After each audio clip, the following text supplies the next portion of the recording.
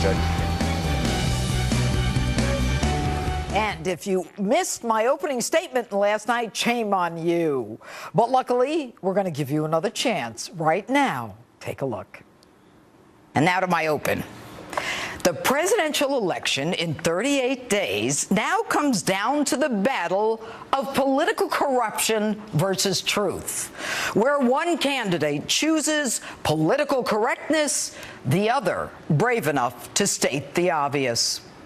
One says things not politically correct, not run through the prism of the contemporary political lens. The other says things that are, oh, so perfectly politically correct, considers words carefully, filters them, and then flat out lies to our faces.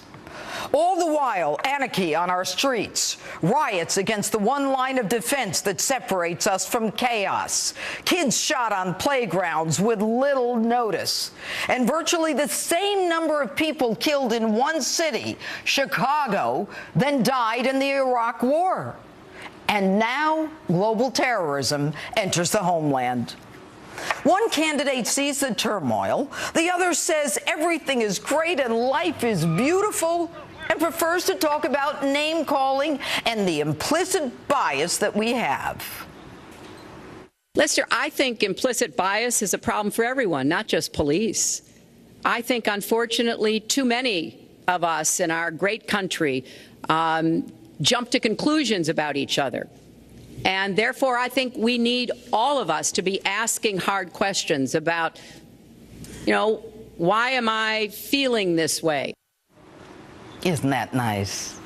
It's not so implicit, Hillary, when you call tens of millions of Americans who disagree with you every name in the book. You call us deplorable, and you tell us we are not America. Who then is America, Hillary? The people you're bringing in from other parts of the world? But no, you're worried about Donald Trump's name-calling 20 years ago. Now, you asked yourselves, folks, what's that got to do with anything? And you compare that to a Secretary of State who lies to us over and over, plays fast and loose with our nation's highest secrets, drones and satellite locations, for which others, not so powerful and connected, are prosecuted. What's more offensive, words or actions? A woman who ensures no one finds out what's going on in our State Department, who, along with her cabal, are wheeling and dealing between the State Department and her so-called charitable foundation, and when caught, evidence is destroyed with hammers and bleach pit. A woman who runs the State Department like a private piggy bank, missing $6 billion during her tenure. You tell me what's worse, name-calling or lying to grieving parents as their sons' bodies lay cold in caskets at Air Force Base, at Andrews Air Force Base, and then turning around and calling those very same parents liars. Like your husband, Hillary, impeached for lying, perjury, and obstruction of justice, you do it with arrogance and righteous indignation. And although he may be impolitic, and while I am not a fan of things he said 20 years ago about a woman under a contractual obligation to maintain her appearance, your history with women is all about destroying them. When you represented a pedophile who raped a 12-year-old girl, raped her into a coma for 5 days, her reproductive organs destroyed, you not only laughed when your pedophile client passed a lie detector, but you trashed an innocent sixth grader, a victim, saying with no factual basis she sought out men like her rapist and she was mentally unstable. And you're offended by Donald Trump's words, but when presented with the atrocities of a group called Boko Haram by the CIA and the FBI, you refuse to take action against them and label them terrorists, a group that's killed 2,000 people and now straps explosives to little girls. Might your relationship with your friend, Gilbert Chaugary, a convicted Nigerian land developer who gave tens of millions to you and your foundation and global initiative, be the reason? The way you, Hillary, and your progressives fight terrorism is with a hashtag, Bring Back Our Girls. You don't support women, you destroy them. Whether it's all the women who accused your husband of serial marital infidelities, sexual harassment, or, yes, rape. Instead of protecting that 12-year-old, protecting a college intern, protecting a woman who claimed to be raped, your job, ruin them. Destroy any woman who gets in the way of your ambition. None of it the predator's fault. The war room created to assault the right wing, the crazy women desperate for attention, who wanted publicity, like Jennifer Flowers, who you said you'd like to crucify. You called her trailer trash. And Monica Lewinsky, you called her a narcissistic Looney Tune, until we found your husband's semen on her dress. And Juanita Broderick, who says you threatened her. And I don't know what you said about Paula Jones, but you and your husband had to pay her $850,000 for your husband's sexual misdeeds. And you call them all bimbos. She's gaming you, folks. She takes money from countries who stone women for adultery to death. They kill them. They throw gays out of buildings. They kill them. This is a woman who's corrupted the State Department, the Department of Justice, and now, I am ashamed to admit it, the honored tradition of the Federal Bureau of Investigation. What's important, folks, are not words. What's important are actions. What's important is how one candidate has chosen to lie about issues that involve the government of the greatest nation on earth. One candidate who has chosen to lie about how she conducts the business of the United States of America, our business, the people's business, the governance of our nation. And now that you know what she is capable of, what's more important to you, political correctness or the truth? And that's my open. So which candidate is right when it comes to policing and stop and frisk? We're going to be talking about that. And next, Donald Trump and those millennials. How does he win them over? Back in a moment. After publishing Donald Trump's confidential tax records. Give me a break. Give me a break. The Donald's top economic advisor is here live. Plus, I'm looking forward to that debate on Tuesday night. Just gotta be myself. Given the age of the presidential candidates, could the vice presidential debate have an impact on polls? We'll preview the face-off this week between the men who could be a heartbeat away. Then, hey, I got some millennials. Last night, I asked millennials what they want in a president. Tonight, I'll ask an expert why they're not coming out for Trump. Plus, Larry Sabato breaks out that crystal ball. Justice starts now. Breaking tonight, Donald Trump says his confidential tax records published by the New York Times were illegally obtained. Hello and welcome to this special Sunday edition of Justice. I'm Judge Jeanine Pirro. Thanks for being with us. Those tax records were published in Sunday's Times without Donald Trump's consent. His campaign and supporters say all that they show is that Trump did nothing illegal. With me now is Senior Economic Advisor to the Donald Trump campaign, Stephen Moore. All right, good evening, Stephen. Hi, Judge. Bottom line, no suggestion that what Donald Trump did was illegal, but essentially what has happened is there is a claim, it's not confirmed or denied by the Trump campaign, unless you can tell me differently, that with a $900 million loss in 1995, he is allowed, pursuant to the tax code, to move that net operating loss, as it's called, through the next 15 years on his tax returns. Now, you and I, and maybe people who understand economics, you may say that's what businessmen do, but how will ordinary Americans see this? Well, I'm sort of shocked about how much attention this story has gotten, Judge, frankly. I mean, I read the article and I said, gee, there's nothing there. They had one page of one of his tax returns from, 15, 20 years ago, saying that he had a large $900 million loss on some of his business operations. Now, look, every farmer watching the show, every rancher, every small businessman and woman knows that when you have a loss, you are allowed under federal tax law to carry that forward, Judge, and you can use that to offset against the profits that you make in future years. It's a hallmark of our current tax system. The New York Times article makes it seem like it's some kind of scandal that Donald Trump had this 1 year of loss, and then they have only insinuation, and they kind of imply that he didn't pay any taxes, but they have no idea. They don't have. Thank goodness they don't have his tax returns. The Trump campaign neither confirmed nor denied, right, Steve?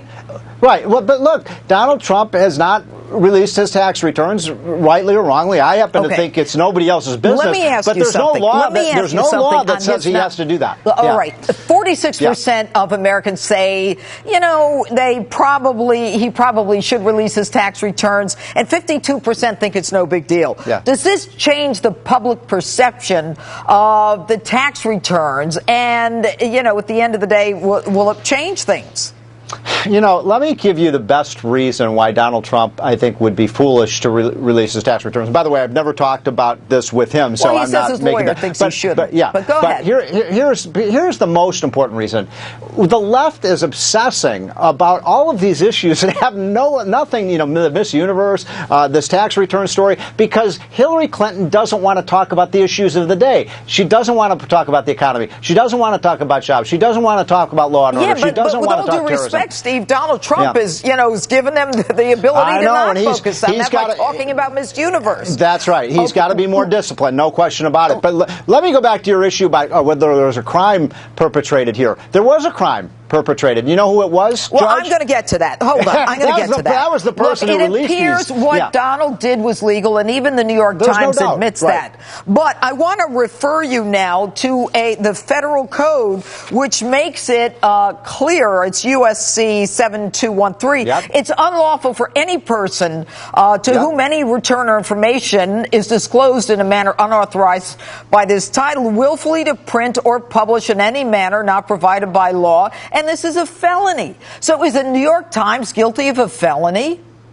They could be. Now, you know the law a lot better than I do. I mean, I'm a tax policy guy, not a tax attorney. But I will say this, it wouldn't be surprising if this was somebody at the IRS. We know that the IRS has been so politicized under Barack Obama. We've seen what's happened with the way they persecuted conservative organizations. So I think this may have been someone within the IRS under Obama who leaked this information. Let me get to this question. Right. The New York Times, a couple of years ago, when they had information that went against their liberal bent as it related to climate change, they actually said, since the documents are acquired illegally and were never intended for the public eye, they won't be posted in the New York Times.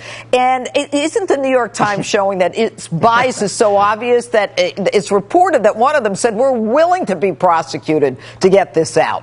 There's no question about it. Look, the New York Times 3 or 4 weeks ago actually admitted that they are no longer going to be impartial. They feel that Donald Trump is such a tyrant and so bad for America that they don't even pretend to be impartial here. And I love that story you just dug up, Judge, because it shows how hypocritical they are. A number of years ago, they said, well, we can't publish this because this was obtained illegally. They obtained this IRS document from Donald Trump's IRS records illegally, and they publish it. By the way, there's another point here. Conservatives out there who are watching this show, stop getting the New York Times. Stop paying these people. This has become such a liberal. They are no longer impartial. Thanks for being with us, Steve Moore. Okay. Take care. All right. Joining me now with more reaction to this developing story, GOPAC chairman and Republican strategist David Avella and political commentator Danielle McLaughlin. All right, guys, what do you think? Number one, does this story matter to the public?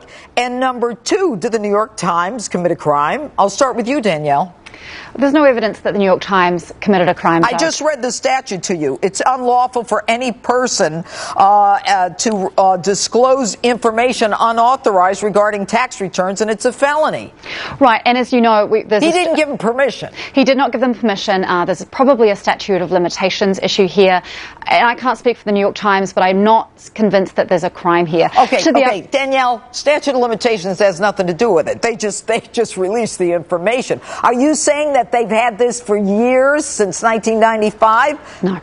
No, absolutely not, Judge. This was apparently given anonymously to the New York Times, as you know. Right, and they said they just got it, so there's no statute of limitations. Well, apparently postscript from the Trump Towers. We'll see how that shakes out. David, first, is there a problem here for ordinary Americans, and what do you think of what the Times did? This won't change one undecided voter's opinion. And if this is the October surprise by the Clinton campaign, we've lowered the standards on what a surprise is.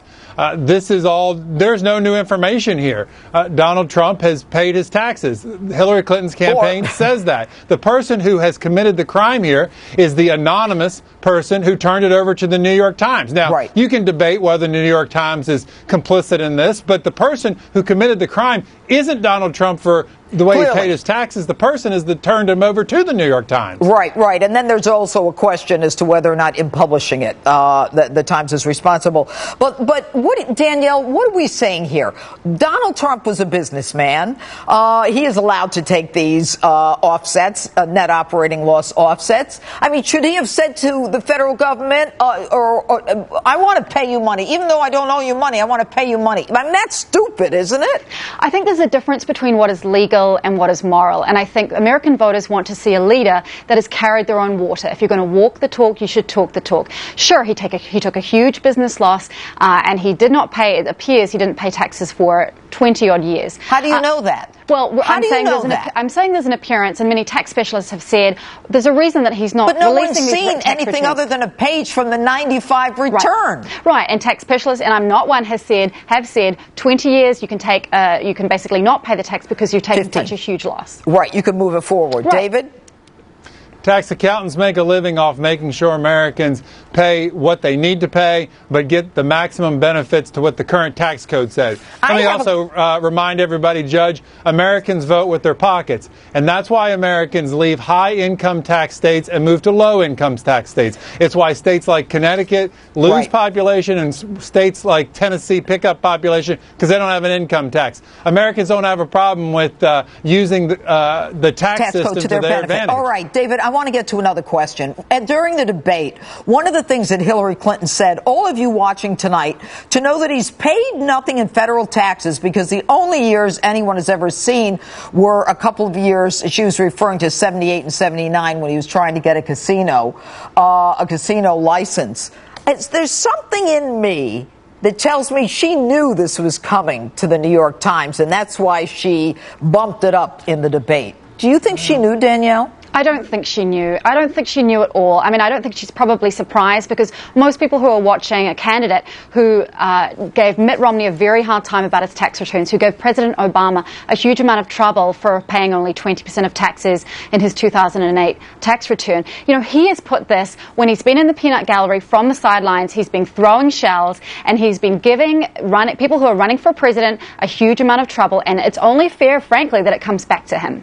Well, at the end of the day, don't you think Americans are thinking to themselves, I want a smart guy, especially a guy who says, I'm going to get rid of this tax code and the absurdity of what people have to go through to understand it and to follow it? Well, the Trump campaign has called him a genius for doing this, but let's be honest, it's his lawyers and his accountants. So anyone with money can hire the best people to do their taxes. It's ordinary working Americans who don't have those advantages, and I think people are standing up and saying, it should be good. If it's good enough for me, Donald Trump, it's good enough for you. Yeah, well, maybe they ought to change the tax code so they could take advantage of it. But let me ask you, David, isn't it kind of ironic that what you've got are the Democrats saying, shame on Donald Trump because he took a legal tax deduction, and they're not saying anything that she actually erased classified emails that the FBI director had to swear and say she not only lied about it, but she released and deleted our personal, I should say, public documents.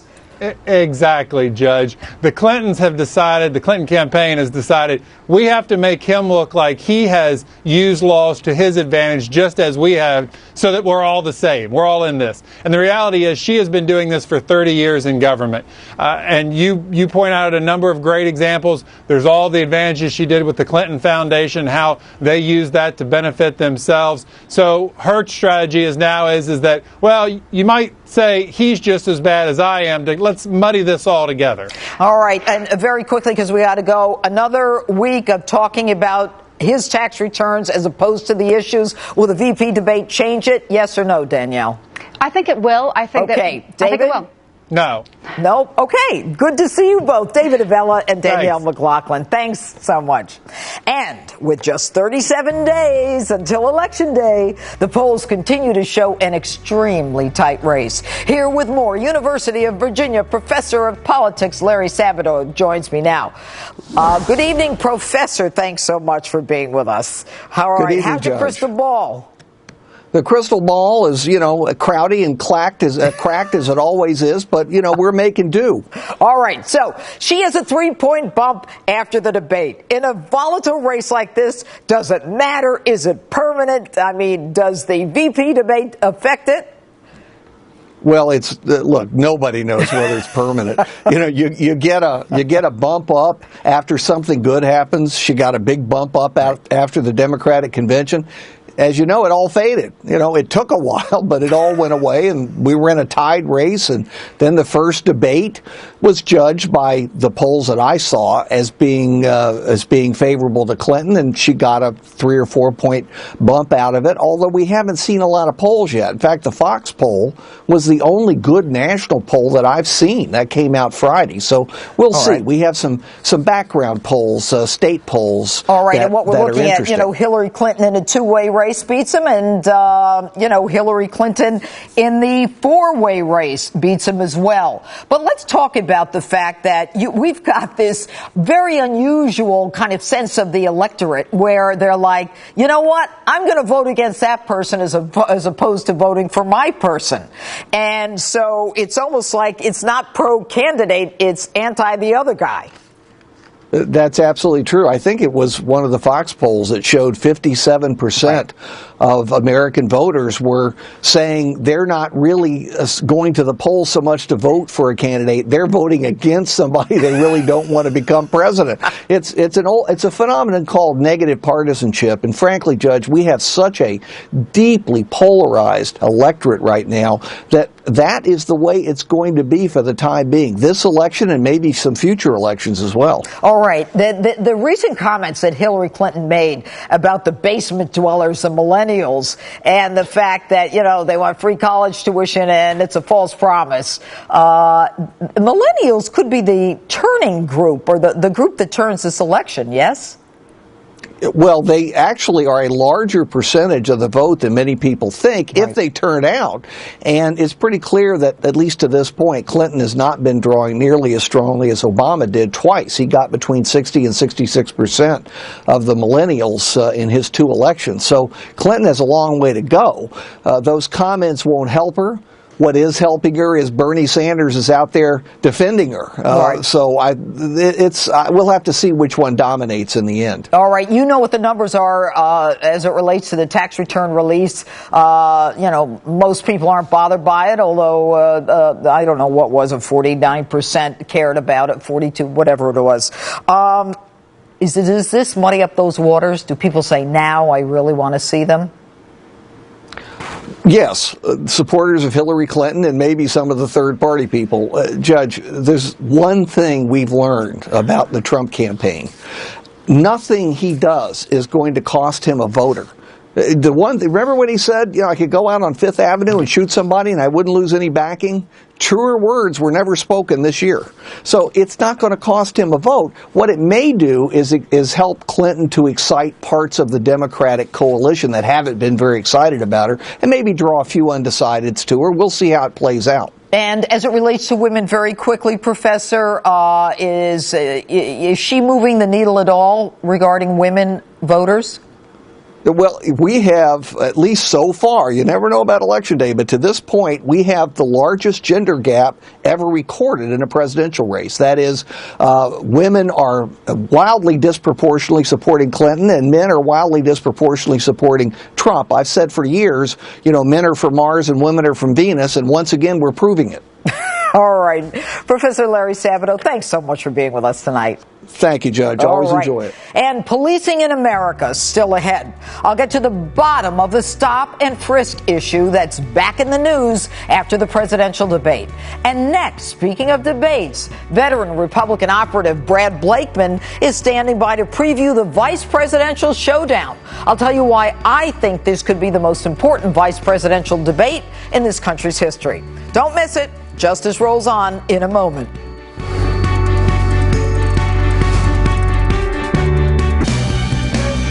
We're less than 48 hours away from the vice presidential debate showdown between Mike Pence and Tim Kaine. What effect will it have on the race as Trump and Clinton continue to campaign hard and battle for those swing states? Let's ask former Deputy Assistant to President G.W. Bush, Republican strategist Brad Blakeman. All right, Brad, for the first time, we're going to have Americans voting for presidential candidates. One, Hillary Clinton, 69, and the other, Donald Trump, 70, when they go to vote. So is this debate between the vice presidential candidates significantly more important given the advanced age of the presidential candidates? I think you're absolutely spot on. Sure it is, because the American people have to see that the people who are representing the second spot can move up to the first spot if, in fact, they are called upon to do it. So the first test of a vice presidential nominee is, can you be president? And the second test is, can you defend the number one? And that's really their main job, because when they're the vice president, that's exactly what they're called upon to do, is to go out and sell policy. Right. Now, we saw that Hillary baited Donald in that debate. Is Kaine going to bait Mike Pence on a social issue that doesn't seem to be that big, right now in terms of the election itself? The fact that he is pro-life and that he is against gay marriage. How's he going to handle that? I think he won't take the bait. Mike Pence is a seasoned politician. He is not going to go there. And if anything, he's going to say, hey, look, we've been through this already. I appeared before the convention. I accepted the platform. I accepted my party's nominee, and I'm his number two. I'm his partner. And while we may not agree on everything, we certainly agree on the main issues that are going to turn this election, and that is the safety of Americans, the economy, and jobs, and debt, and immigration, military, everything that goes with that. He's more in line with Donald Trump than he is apart. Okay, and, the two of them have very similar, backgrounds, both governors. I mean, who has the edge here? And does it matter? I think Mike Pence has the edge because of the length, breadth, and scope of his experience, not only with Congress, but running a state, an entire state, as big and as diverse as Indiana. Now, and remember, Kaine had one term because it's a one-term governorship in Virginia, and that isn't the case in Indiana. So I think the experience that Pence has is certainly a lot better as far as profile and resume than Kaine. All right, and let's talk about the next presidential debate after the VP debate. And it's going to be a different setting than the first debate with Lester Holt asking the questions. It's a town hall. What does that mean in terms of preparation? And who do you think is going to do better, Trump or Clinton? Well, I think the outsider, in this case Donald Trump, has the ability to excel because people don't trust Hillary Clinton. They don't trust the insider. And by the way, no party knows what the questions are going to be. The individuals are going to stand up. The test at a town hall is connecting with the questioner, giving empathy to their question, giving detail to their question, satisfying them. And if he's able to satisfy that person, it's a microcosm of people who are watching on TV. Connection is the main, but also you can attack your opponent through the question, but you can't not answer the question in a town hall. Okay, but Brad, who picks the questions?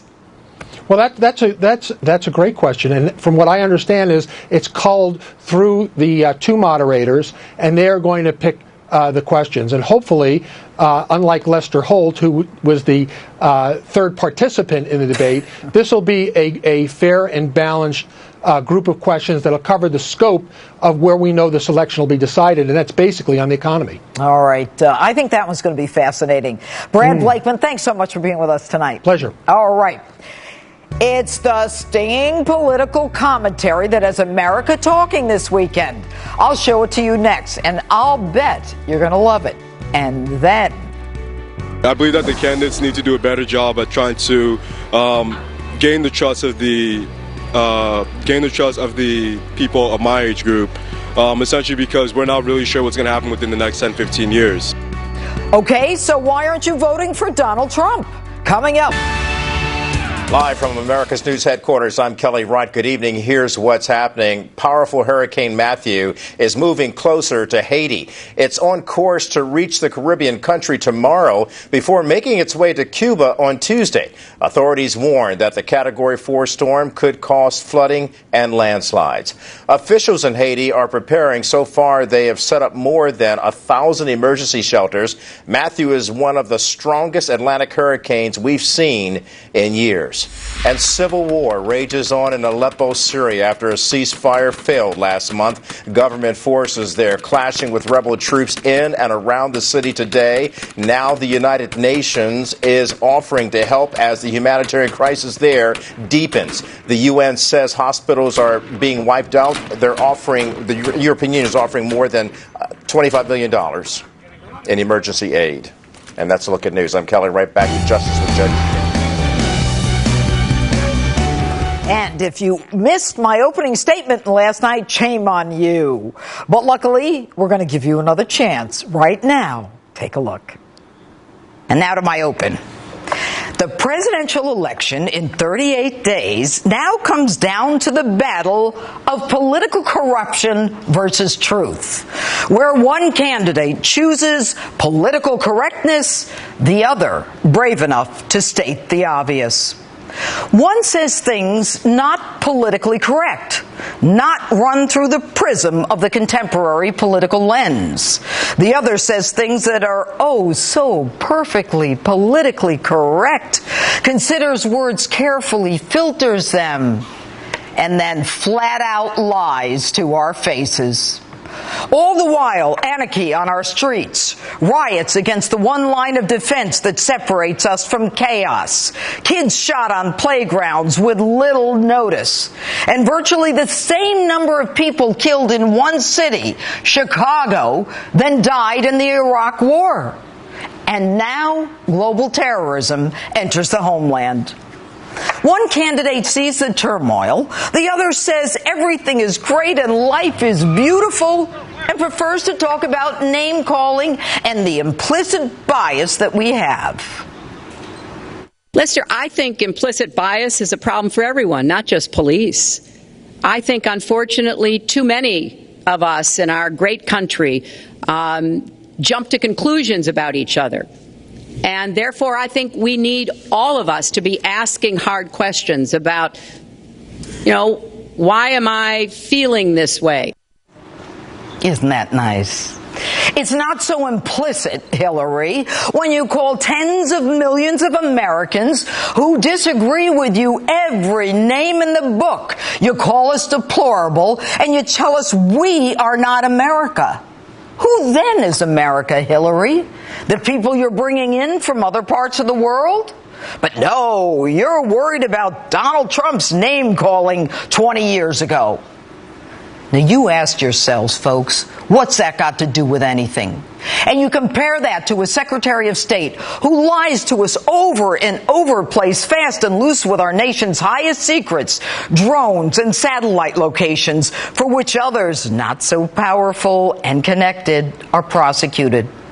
What's more offensive, words or actions? A woman who ensures no one finds out what's going on in our State Department, who along with her cabal are wheeling and dealing between the State Department and her so-called charitable foundation, and when caught, evidence is destroyed with hammers and bleach bit. A woman who runs the State Department like a private piggy bank, missing $6 billion during her tenure. You tell me what's worse, name-calling or lying to grieving parents as their sons' bodies lay cold in caskets at Air Force Base, at Andrews Air Force Base, and then turning around and calling those very same parents liars. Like your husband, Hillary, impeached for lying, perjury, and obstruction of justice, you do it with arrogance and righteous indignation. And although he may be impolitic, and while I am not a fan of things he said 20 years ago about a woman under a contractual obligation to maintain her appearance, your history with women is all about destroying them. When you represented a pedophile who raped a 12-year-old girl, raped her into a coma for 5 days, her reproductive organs destroyed, you not only laughed when your pedophile client passed a lie detector, but you trashed an innocent sixth grader, a victim, saying with no factual basis she sought out men like her rapist and she was mentally unstable. And you're offended by Donald Trump's words, but when presented with the atrocities of a group called Boko Haram by the CIA and the FBI, you refuse to take action against them and label them terrorists, a group that's killed 2,000 people and now straps explosives to little girls. Might your relationship with your friend, Gilbert Chaugary, a convicted Nigerian land developer who gave tens of millions to you and your foundation and global initiative, be the reason? The way you, Hillary, and your progressives fight terrorism is with a hashtag, Bring Back Our Girls. You don't support women, you destroy them. Whether it's all the women who accused your husband of serial marital infidelities, sexual harassment, or, yes, rape. Instead of protecting that 12-year-old, protecting a college intern, protecting a woman who claimed to be raped, your job, ruin them. Destroy any woman who gets in the way of your ambition. None of it the predator's fault. The war room created to assault the right wing, the crazy women desperate for attention, who wanted publicity, like Jennifer Flowers, who you said you'd like to crucify. You called her trailer trash. And Monica Lewinsky, you called her a narcissistic Looney Tune. Until we found your husband's semen on her dress. And Juanita Broderick, who says you threatened her. And I don't know what you said about Paula Jones, but you and your husband had to pay her $850,000 for your husband's sexual misdeeds. And you call them all bimbos. She's gaming you, folks. She takes money from countries who stone women for adultery to death. They kill them. They throw gays out of buildings. They kill them. This is a woman who's corrupted the State Department, the Department of Justice, and now, I am ashamed to admit it, the honored tradition of the Federal Bureau of Investigation. What's important, folks, are not words. What's important are actions. What's important is how one candidate has chosen to lie about issues that involve the government of the greatest nation on earth. One candidate who has chosen to lie about how she conducts the business of the United States of America, our business, the people's business, the governance of our nation. And now that you know what she is capable of, what's more important to you, political correctness or the truth? And that's my open. So which candidate is right when it comes to policing and stop and frisk? We're going to be talking about that. And next, Donald Trump and those millennials. How does he win them over? Back in a moment. Every 15 minutes, Fox News headlines 24/7, Channel 115. Developing tonight, new calls from Donald Trump for Bernie Sanders to pull his endorsement of Hillary Clinton. This after leaked audio of Hillary Clinton was released from back in February of this year, where she talked negatively about Sanders supporters. Take a listen to a portion of that audio. This is Hillary talking about millennials who were then supporting Sanders because they like free tuition and free health care. They're children of the Great Recession. and they are living in their parents' basement. The idea that maybe, just maybe, you could be part of a political revolution is pretty appealing. It's a false promise. But I don't think you tell idealistic people, particularly young people, that they bought into a false promise. Joining me now with reaction, Democratic strategist, Trump supporter, and a millennial himself, Harlan Hill. All right, good evening, Harlan. All right, so here we've got Hillary Clinton, this leaked audio. There's just a deep desire to believe, that we can have free college, free health care. It's a false promise. But I don't think you tell idealistic people, particularly young people, that they bought into a false promise. How do millennials see that? Well, one, if it's a false promise, why is she promising it now?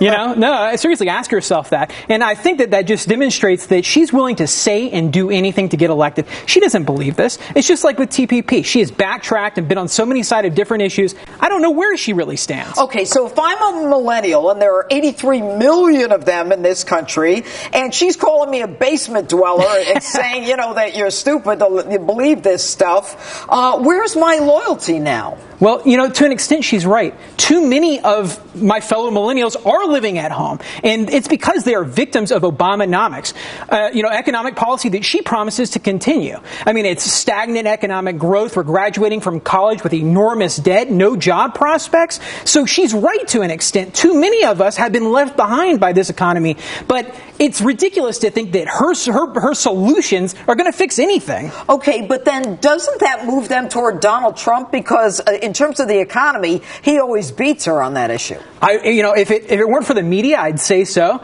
But they have been so successful in characterizing him or mischaracterizing him as a racist and misogynist. And if you know Donald Trump, if you've ever met him or if you've been following him for years, you know that that's not him. You know that that's not him. Okay, so these millennials, basement dwellers, as she refers to them, how do you get them interested in this campaign? Are they even going to come out and vote? I don't think so. I think that most millennials will stay home. A certain percentage of them will come out, but that would spell trouble for Hillary Clinton. Look, millennials, African Americans, they were really important. They were essential to the Obama coalition and his victories in 2008 and 2012. If they don't turn out for her this year, she cannot win, in my opinion. All right. You know what's interesting about that, Harlan, when you say that is, according to a Fox poll, 9 out of 10 Romney voters are with Trump, but only 8 out of 10 Obama voters are with Hillary. Absolutely. So she's not even doing as well with her base, and Trump is even doing better. Absolutely. And you know what? I'm convinced. I'm among a lot of silent Democrats. For a while I was silent because I was afraid of the blowback from declaring the fact that I'm a Democrat that supports Donald Trump. A lot of people are closeted. And I know of other Democratic consultants just like me that are not willing to risk their career and their friends to support Donald Trump. But they will do it when they vote on Election Day. All right. And with the VP debate, does that impact anything? I don't know. I mean, what I'm looking for is, I think that Governor Pence has been really professional up until this point. I mean, he's just a class act. I think that he'll do great in the debate on Tuesday. Okay. And look, we hear about the Fox News poll in the four-way race. Hillary beats Donald, and in a two-way race, Hillary beats Donald. It's got to be the four-way race at this point because it's not like Gary Johnson and Jill Stein can drop out. Oh, no way. I mean, they're both going to stay in. And look, and that's at the expense of Hillary Clinton. If they were to drop out, I'm convinced that she would overperform. But in a four-way race, Jill Stein, I spoke to hundreds of them outside the debate. Those are people that would have otherwise been in her column, and they're not. Jill's pulling them over. So Jill Stein hurts Hillary. Absolutely. All right. Absolutely. Harlan Hill, always great to see you. have It really you. is. Thank you. All right. Stop and frisk becomes a topic in the race for president. That's next.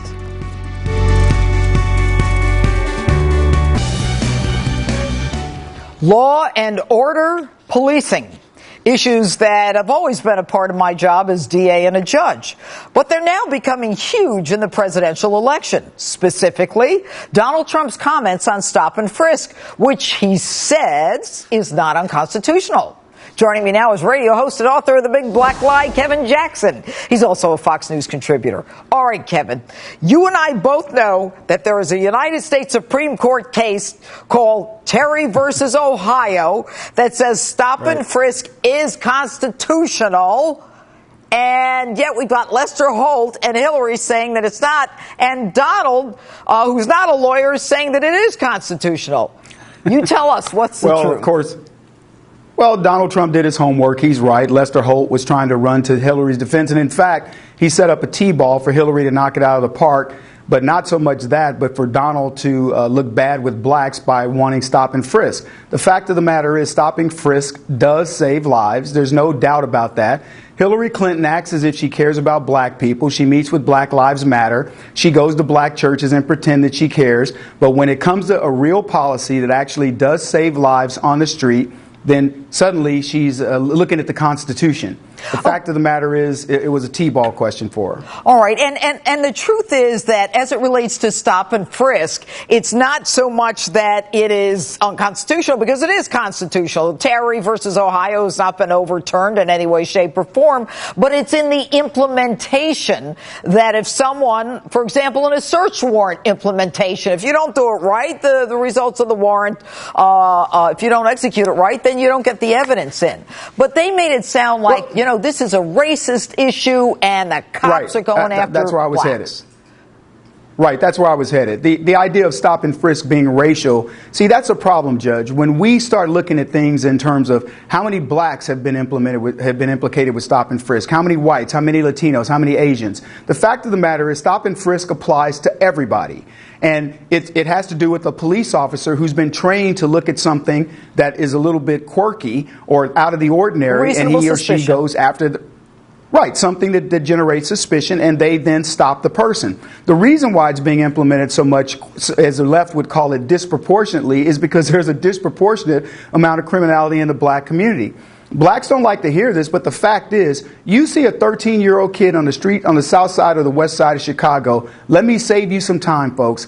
That child is probably armed. Don't think of him as a kid. Don't think of him as a little teenager that's headed to college or whatever in 10 years or whatever number of time. That is a kid that will kill you for no reason. And it isn't that blacks are more likely to do that, Judge. It is a circumstance set up by the left that have led these kids into hopeless situations. All right. What about when Donald Trump uses the phrase law and order? I've heard, several Democrat pundits say that's a dog whistle.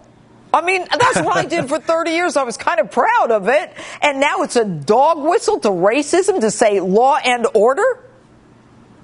Everything's a dog whistle these days, because that's the political correctness says don't say anything that we find offensive. Law and order is not offensive. Law and order is what we all crave. Look, law and order is generated more in the black community disproportionately in a good way than in any other community. So the idea that it's racist is ridiculous. Cops. All right. Kevin Jackson, thanks so much for being with us. Little problem there. We'll be right back. It's the battle in Virginia. Tune in Tuesday, all day on the Fox News Channel for coverage up to and including the vice presidential debate between Democratic vice presidential nominee Tim Kaine and Republican VP nominee Mike Pence. It's live, wall-to-wall coverage all day Tuesday. Keep it here on Fox. And that'll do it for us tonight. Remember, friend me on Facebook and follow me on Twitter and on Instagram at Judge_Jeanine. We're back live next Saturday night, and I will be coming to you from St. Louis, the site of the next presidential debate. Thanks so much for being here tonight and watching. See you next week.